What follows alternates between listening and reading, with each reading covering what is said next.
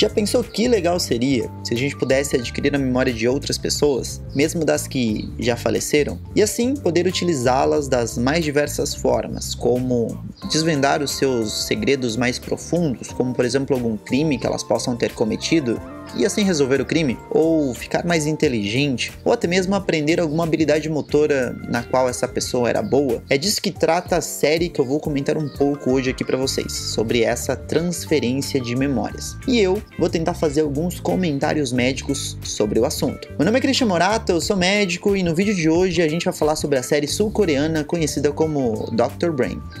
Antes da gente continuar o vídeo, eu te convido a se inscrever no canal, ativar o sininho de notificações, deixar o seu like ali embaixo e também não se esquece depois de deixar o seu comentário dizendo o que você achou do vídeo e de onde você está assistindo esse vídeo. Além disso, não se esquece do botãozinho compartilhar ali embaixo. Quanto mais você compartilha isso aqui, mais conteúdo eu vou poder produzir para vocês. Mas é isso, vamos continuar com o vídeo. A série Dr. Brain, ou Doutor Cérebro, trata sobre uma criança que é um pouco diferente das outras. Ela é um pouco diferente dentro do seu crânio, lá no seu cérebro. O nome dessa criança é Si-won. Si-won é uma criança que parece não ter emoções. Isso faz sua mãe levá-lo para consultar com alguns especialistas no assunto, como por exemplo psicólogos, psiquiatras, neurologistas, e lá eles dizem algo que deixa sua mãe um pouco triste, confusa e passando por vários problemas mentais por conta disso. A mãe dele, desesperada com a situação, acaba morrendo atropelada por um caminhão enquanto caminhava desolada pela rua, logo após ouvir que o seu filho sempre teria dificuldades em fazer amigos. Ao ver sua mãe morrendo, o garoto desmaia e então é levado ao hospital. Lá, após uma bateria de exames, os médicos descobrem que o Si-won tem algo bem diferente dentro do seu cérebro. O hipocampo de Si-won é 2 vezes maior do que o hipocampo de outras crianças e a sua amígdala cerebral é 4 vezes menor do que a amígdala de outras crianças. Vamos falar um pouquinho desse hipocampo. O hipocampo, pessoal, é um órgão localizado numa região profunda aqui do nosso lobo temporal. O hipocampo tem várias funções importantes, principalmente na memória, e a memória seria a memória de longo prazo. Ele pode trabalhar na consolidação da memória, na codificação da memória ou mesmo na aprendizagem de regulamento. Agora, quando a gente fala da amígdala, ela também é um órgão localizado aqui na região temporal e ela tem outras funções. Ela trabalha bastante nos sentimentos. Então, coisas como amor, afeto, raiva, ódio, desespero, são todos sintomas que surgem lá na nossa amígdala cerebral. Essa amígdala no Si-won é muito pequena, como eu falei, 4 vezes menor. Por isso, ele é uma criança totalmente apática. Às vezes ele solta um riso ou outro, no entanto, a maior parte do tempo, ele é uma criança que não tem os mesmos sentimentos que outros. Ele pode ver um animalzinho morrendo na sua frente que ele não teria uma reação como as outras crianças, de chorar, de ficar triste, de sair correndo de medo. Ele ia olhar para aquilo e achar intrigante e interessante, afinal de contas, é um conhecimento novo. Pelo fato do Si-won ter um hipocampo maior, a sua memória também funciona de um jeito melhor que o de outras pessoas. Se ele tem um hipocampo 2 vezes maior, significa que ele consegue armazenar 2 vezes mais do que outras pessoas. Por isso, o Si-won é uma pessoa que se interessa muito pelos estudos. E ele acaba estudando um pouco de biofísica, de física quântica e de neurociência. E ele acaba se tornando um neurocientista. Alguns anos se passam, e Si-won agora é um neurocientista. Ele está estudando maneiras de transferir as memórias de uma pessoa para outra, utilizando o seu conhecimento em física quântica. E a gente vai ter que falar um pouquinho de física quântica aqui para vocês. Já vou dizer que física quântica é um tipo de ciência onde que a gente estuda não parece muito bem aquilo que a gente está lendo e nem sempre a gente entende de primeira, de segunda ou pela 50ª vez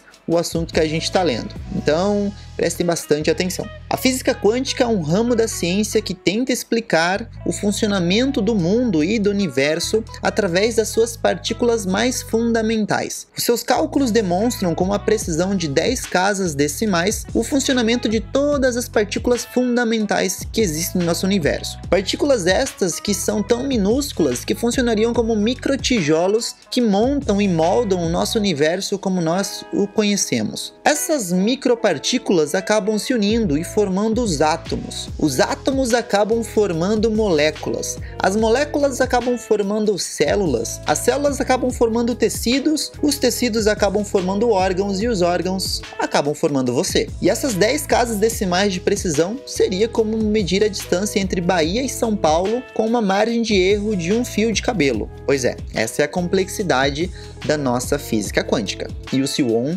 domina ela. Siwon acreditava que com esse conhecimento seria possível transferir a memória armazenada no córtex cerebral de uma pessoa para outra. E então ele percebe que isso só é possível se o doador já estivesse morto por conta da alta atividade cerebral de uma pessoa viva. Vamos fazer uns pequenos parênteses aqui. Eu achei interessante como o diretor, o roteirista tentaram fazer com que a série seja o mais próxima possível da realidade científica. Nós realmente temos o armazenamento da memória como um todo no nosso córtex cerebral, que é a região, como eu já falei muitas vezes aqui no canal, mais próxima da calota craniana, essa parte óssea aqui do nosso crânio. Ou seja, a sua memória está armazenada logo abaixo desse ossinho aqui que a gente consegue encostar.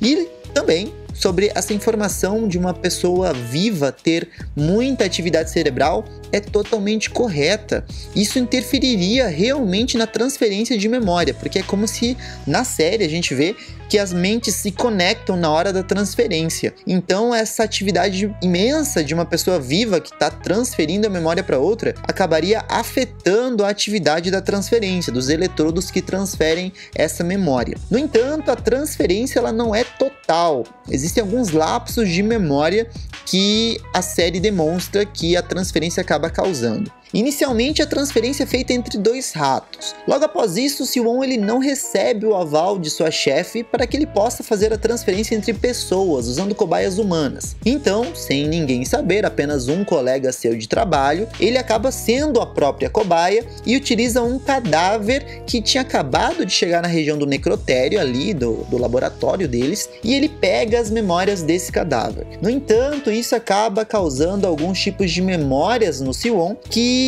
podem levar a um desenrolar imenso dessa trama, fazendo com que ele tenha que pegar memórias de outras pessoas, algumas pessoas vivas, outras mortas e até mesmo de animais. E daí vem o nosso questionamento importante aqui do nosso vídeo. Lembra que lá no início eu falei que a gente poderia usar a memória para várias coisas? Lá no nosso córtex cerebral, até mesmo a memória motora, a memória olfativa, a memória auditiva são encontradas. Ou seja, você não vai só descobrir alguma informação da pessoa. Você vai aprender a fazer coisas que você não sabia. Adquirindo a memória, você poderia aprender a jogar bola como o Cafu, ou como, sei lá, o Roberto Carlos. Você aprenderia a cantar bem se você pegasse a memória de uma pessoa que fosse uma cantora. Você aprenderia alguma outra habilidade de algum animal. Será que você conseguiria ter um super olfato se você pegasse a memória de um cachorro? Será que você aprenderia a ter reflexos mais ágeis se você pegasse a memória de um gato? Ou será que você poderia aprender a cozinhar melhor se você pegasse a memória de um chefe de cozinha? São várias as possibilidades. No entanto, quando o Siwon acaba tendo várias memórias sendo captadas de várias pessoas diferentes, a gente percebe que a sua cabeça, a sua mente também vai mudando. Ele uma hora deixa de ser canhoto e se torna destro. O Siwon acaba gostando de um alimento que ele não gostava, ele nunca gostou de um alimento e de repente ele começou a gostar. Ele começa a consumir cerveja, coisa que ele não fazia, e parece que ele começa a ter sentimentos.